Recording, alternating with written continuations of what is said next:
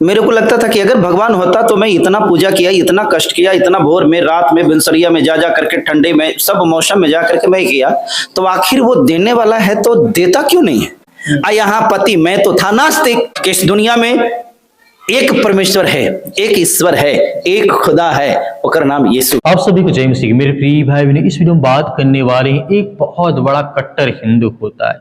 इस वीडियो में इसलिए बात कर रहा हूं क्योंकि आज वो सोशल मीडिया पर मसीह समाज के लिए, हक अधिकार के लिए और हर तरीके से जो उनके साथ अन्याय होता है, कहीं ना कहीं समाज में आवाज उठाने के लिए खड़े होते हैं।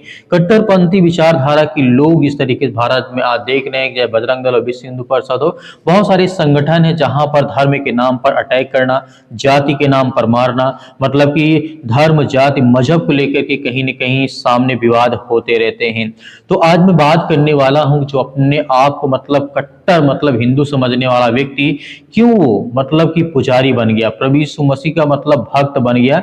ये सच्ची गवाही है। मैं आपको उनकी वीडियो भी दिखाऊंगा, लेकिन मेरा वीडियो बनाने का मकसद सिर्फ इतना ही है क्योंकि जो आज के डेट में बजरंग दल, विश्व हिंदू पर बहुत सारे ऐसे संगठन हैं जो लगातार मसीह समाज के ऊपर अटैक करते हैं, चर्चों पे अटैक करते हैं, हमें देखने को मिलता है।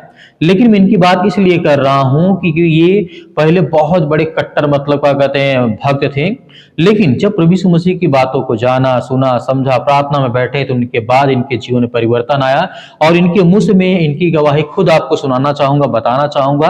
और मैं आपको बताना चाहता हूं कुछ बाइबल से वचन। क्या एक हिंदू पुजारी सच में यीशु मसीह का भक्त बन सकता है? बहुत सारे सवाल होते हैं। क्या यह सिर्फ अफवाह या एक सच्ची गवाही है? आज हम आपको एक ऐसी कहानी बताने जा रहे हैं जिसे सुनकर के आप भी सोच में पड़ जाएंगे। वह व्यक्ति सालों तक पूजा पाठ करता रहा, मंदिरों में सेवा करता रहा, लेकिन उसके दिल में एक सवाल था, क्या मैं सच में परमेश्वर को जान पाया हूं या जानता हूं जो सच्चा परमेश्वर है? एक दिन किसी ने उसे बाइबल की यह आयत मतलब पढ़ने के लिए दी जो कि हमेशा चर्चों में मतलब प्रभु यीशु मसीह के प्रार्थना सभाओं में बोला जाता है। यूहन्ना अध्याय 14 के 6 में लिखा है, यीशु ने उससे कहा, मार्ग और सत्य और जीवन मैं ही हूं, बिना मेरे द्वारा कोई पिता के पास नहीं पहुंच सकता है। यह वचन इतना प्रभावशाली है क्योंकि इसमें लिखा है साफ साफ, यीशु ने कहा मार्ग और सत्य और जीवन मैं ही हूं, बिना मेरे द्वारा पिता के पास कोई नहीं पहुंच सकता। इसका मतलब है कि हमारे जीवन का सत्य यही है कि सत्य कौन है, मार्ग कौन है और जीवन कौन है। जब ये सारी चीजें प्रभु यीशु मसीह में हैं तो क्यों ना हम प्रभु यीशु मसीह को सच्चा परमेश्वर माने। इनकी जीवन की घटनाओं को लेकर के मैं आपको बताना चाहता हूं कि आप इस वीडियो को देखिए। था मैं तो सांसारिक फैमिली में जन्म लिया था और उसे सांसारिक फैमिली में होने के नाते मैं बहुत भक्ति भाव वाला आदमी था। मैं बहुत भगवान को, ईश्वर को बहुत श्रद्धा थी, बहुत पूजा पाठ भी मैं किया करता था। मतलब पुजारी आप थे कि सिर्फ श्रद्धा था उसमें?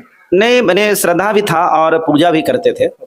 तो मैं तो इतना पूजा करता था कि 12 बजे रात्रि में जा करके भी मंदिर में जा करके भगवान को, मूर्ति को धोना, पूजा करना, ये सब करना मैं करता था। लेकिन मैंने ऐसा फील किया कि मैंने जितना वो किया मेरे जीवन में कुछ मिला नहीं। मैंने कुछ ऐसा नहीं पाया जिससे हमको लगा कि नहीं, मैं पूजा का एक प्रतिफल होता है जो मिलना चाहिए तो उसके कारण मेरे मन में नेगेटिविटी आई है। मुझे लगा कि नहीं नहीं, कोई भगवान होता नहीं है। और फिर मैंने अम्बेडकर को पढ़ा।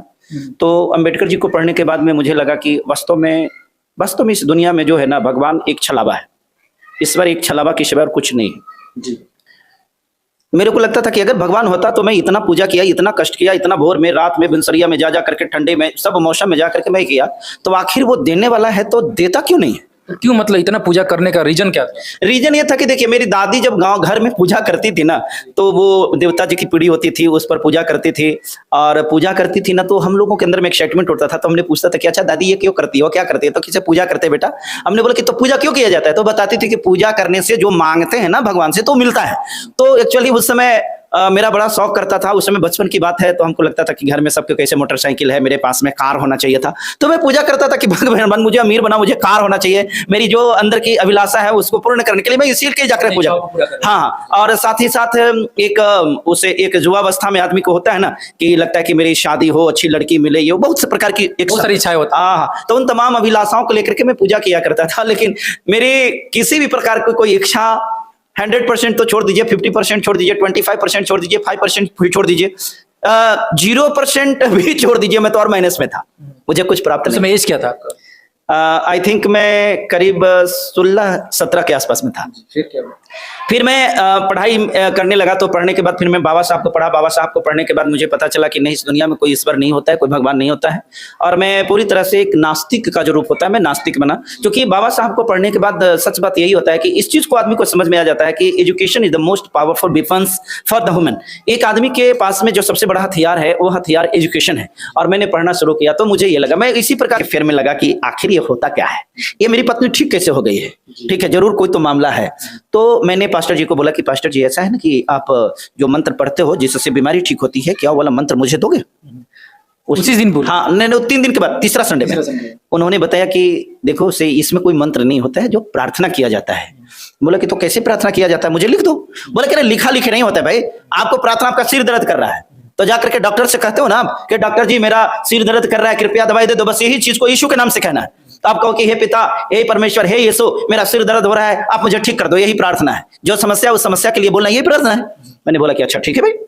तो मैं सोचा कि भाई ऐसे करने से ठीक हो जाता है तो भाई प्रार्थना किया जाएगा, लेकिन मैं करता होता नहीं था, इसलिए उन्होंने बताया। मुझे लगता था कि ऐसा थोड़ी हो सकता है, किसी को कह देने से, ऐसे कर देने से ठीक हो जाएगा, तब फिर सब डॉक्टर के घर में ताला लग जाएगा, ठीक है। मेरे को विश्वास नहीं था। फिर लास्ट में मैंने डॉक्टर जी से पूछा कि अच्छा डॉक्टर साहब एक बात बताइए कि हमको तो हम जा करके प्रार्थना करते हैं तो कोई ठीक नहीं होता है।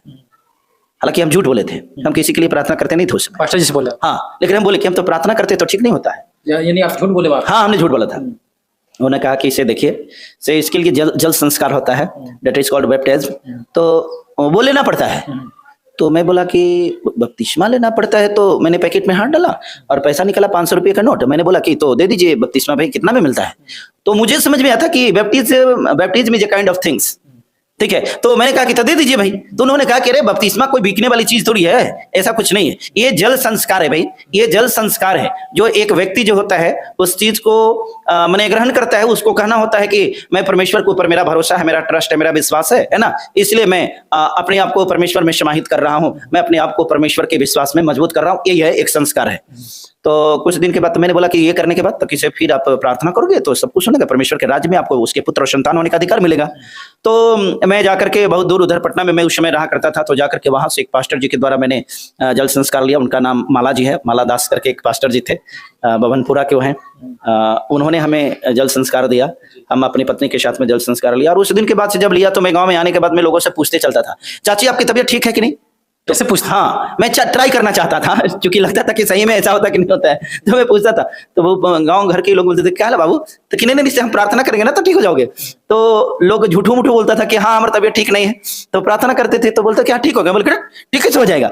और इस प्रकार से सच्चाई है कि जिसका दर्द भी करता था वो आता था, प्रार्थना करते थे, ठीक हो जाता था, लेकिन वो कहता था कि ठीक हो गया, लेकिन हमको लगता था कि ऐसे ही सब झूठ बोल रहा है। एक दिन मेरे घर में काम लगा हुआ था, मेरे घर में ही रिलेटिव ही आए हुए थे ईटा जोड़ने वाले, उनको बड़ी जोर से पेट में दर्द हुआ, और इतना दर्द हुआ ना, एकदम तड़प रहे थे। मेरे गांव में एक डॉक्टर है, डॉक्टर जी आए, डॉक्टर आने के बाद सुई दवाई सब कुछ किए, लेकिन फिर भी वो शांत नहीं हुए। तो मेरे घर में मेरे पापा बोले कि से तो उनके लिए तो प्रार्थना कर दो, प्रार्थना करने से ठीक होता है। तो मेरे अंदर में डर लग रहा था, हमको तो लग रहा था कि भाई पता नहीं सही में होता है कि नहीं होता, मजाक में वो सब कह देता होगा कि ठीक हो जाते हैं, तो पता नहीं होगा तो फिर क्या होगा। तो मेरे हम बोले कि नहीं हम छोटका वाला क्या करते हैं, बड़का बीमारी को थोड़ी ना करते हैं। तो मेरे पापा डांटे, बोले तू करके पहले देखो, ठीक नहीं होगा तब ना तू करो। तो क्या करें, मजबूरी में, चूंकि पापा का डर था, तो मैंने उस व्यक्ति के ऊपर सिर पर हाथ रख करके मैंने प्रार्थना किया, और विश्वास नहीं हमको हुआ, विदिन ए मिनट वो व्यक्ति ठीक हो गया, तुरंत ठीक हो गया। हालेलुया, 1 मिनट के अंदर वो भी ठीक हो गया। मैंने कहा कि तो ये कैसे हो गया ठीक, ये तो एक अजीब चीज है। फिर भी हमको लगा कि डॉक्टर मेरे प्रार्थना से थोड़ी ठीक हुआ, वो सूट दवाई डॉक्टर करके गया होगा ना, वकरा से ठीक हुआ होगा, दवाई का असर दे रही, विश्वास नहीं किए। और इस प्रकार से करते करते मैंने 14 साल गुजारा। 14 साल? हाँ। फिर पत्नी ठीक हुई कि नहीं? नहीं, पत्नी तो ठीक थी, मैं परमेश्वर में जाता भी था, चर्च में भी मैं जाता था, जाने लगे? जाते थे, कंटिन्यू जाते थे, लेकिन इसलिए मैं नहीं जाता था कि परमेश्वर पर भरोसा था, बल्कि इसलिए जाता था पत्नी ठीक रहे, कि मेरी पत्नी ठीक रहे। और मैं इसलिए जाता था कि एक हैबिट हो गई थी, दैट वाज ए हैबिट, ठीक है। और मैं कीबोर्ड वगैरह बजाता था, तो जहां जाते थे तब बजाने के लिए ड्यूटी मिल जाता था, तो चलिए मनोरंजन हो जाता था, तो इसलिए मैं जाता था संडे को, लेकिन परमेश्वर पर भरोसा और विश्वास ये नहीं था। फिर मैं पत्रकारिता के क्षेत्र में आया, मैं पत्रकारिता करने लगा, और मैं पत्रकारिता के क्षेत्र में भी एक अच्छे मुकाम पर था। तो मैं एक पत्रकार होने के नाते भी मैं हमेशा यही सोचता था कि अंधविश्वास को बढ़ावा देना ये मेरा काम नहीं है, मेरा काम है वास्तविकता को उजागर करना कि व्हाट इज ट्रू, क्योंकि मेरे द्वारा लोगों को बहुत सारा मैसेज जाता है, तो हमें कभी गलत नहीं करना है। तो मैं देखता था कि बहुत सारे पास्टर ऐसे सिर पर हाथ रखते थे तो लोग गिर जाता था, ऐसे गिरता था, तो हमको लगता था कि देखो टोटली जो कहते हैं ना कि ये दिखावा यहीं पर है, इसी को अंधविश्वास बोलते हैं। कोई के हाथ रखने से कोई आदमी गिर कैसे जाएगा, इससे कैसे हो सकता है? जरूर ऐसे करके ठेलता होगा पास्टर, है ना, वो कहता कि देखो हमारी शक्ति से गिर गया।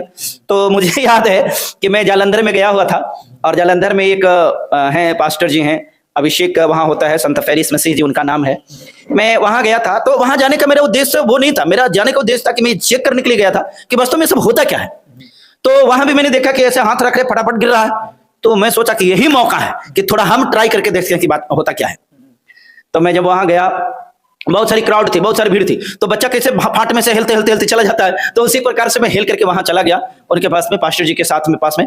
और जाने के बाद मुझे याद है कि उन्होंने मेरे ऊपर से देखा और देख करके कहा, इसके जीवन में छुपी दुष्ट आत्मा बाहर आओ, ऐसे करके मेरे सिर पर ऐसे आस्ते से ठोकर मारे, हल्का से, और एक ही बार ऐसे करके मैंने ठोका हमको, और मैं यूं गिरा, ऐसे फेंका गया जैसे कैसे फुटबॉल से किसी को किक मारते तो कैसे गिरा जाता, वैसे फेंका गया।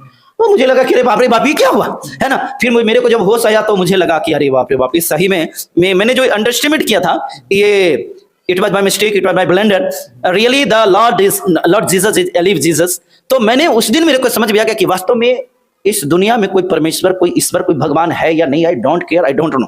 लेकिन एक बात मैं जानता हूं कि इस दुनिया में एक परमेश्वर है, एक ईश्वर है, एक खुदा है, उसका नाम यीशु है।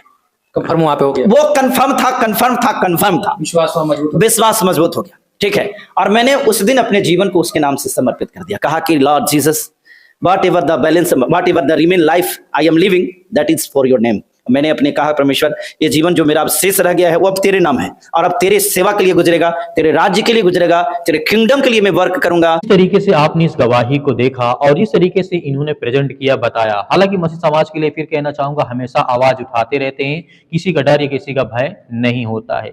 जब इनके जीवन में परमेश्वर की एंट्री होती है, इनके घर, इनकी फैमिली, इनके परिवार, इनकी पत्नी, सब लोग जब सुरक्षित हो जाते हैं, तो कहीं ना कहीं आज हमारे समाज में जो कहीं ना कहीं गलत हो रहा है, जो कह रहे धर्म परिवर्तन करते हैं, जात बदलते हैं, मजहब बदलते हैं, तो सारी चीजों को लेकर के मन में बहुत सारा मलाल होता है। जो कि कट्टरपंथी विचारधारा की सोच के व्यक्ति होते हैं, उनका ये कहना होता है, उनका ये आरोप होता है। लेकिन मैं सच में बताना चाहूंगा, जितने भी आज भारत देश में ईसाई बने होंगे या प्रभु यीशु मसीह को ग्रहण किए होंगे, प्रभु को ग्रहण किए होंगे, इतने मसीह बने होंगे, वो केवल प्रभु यीशु मसीह के वचन को सुनने के बाद या उनके जीवन में बड़े से बड़े काम हुए थे, तभी उन्होंने प्रभु यीशु मसीह को अपनाया। लेकिन आज हमारे भारत देश में सुप्रीम कोर्ट से लेकर हाई कोर्ट तक हर जगह हमें देखने को मिला है कि कहीं पर कोई भी ये नहीं साबित कर पाया है। सुप्रीम कोर्ट ने यहाँ तक कि सैकड़ों केस खारिज कर दिए कि किसी प्रकार कोई सबूत नहीं था, किसी धर्म परिवर्तन कराया गया है या पैसा लालच दे करके। मैं आपको एक वचन बताना चाहता हूं, लिखा गया है 2 कुरिन्थियों अध्याय 5 के 17 में, यदि कोई मसीह में है तो वह एक नई सृष्टि है, पुरानी बातें बीत गई हैं, देखो सब कुछ नया हो गया है।